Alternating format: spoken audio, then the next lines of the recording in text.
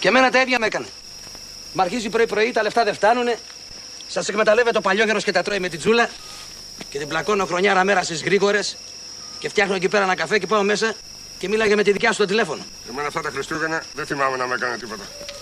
Και με παίρνει προχθές και με έκανε γλύκα στο τηλέφωνο. Ελάτε πάνω μου, πότε θα έρθετε? Είμαστε ένα μήνα μόνες μας. Μήπως καταλάβατε τίποτα? Δεν πειράζει. Είναι τώρα αυτές φτιαγμένες. Μόλις πάμε, θα μας χτυπήσουν μέχρι κόκαλο. Δεν καταλαβαίνουμε πάνω. Δεν πειράζει. Θυμάσαι τα μπεκατσόνια που φέρνει η Ματούλα με το γέρο και τους τα ψήσαμε στο λαδόχαρτο? Τα θυμάμαι.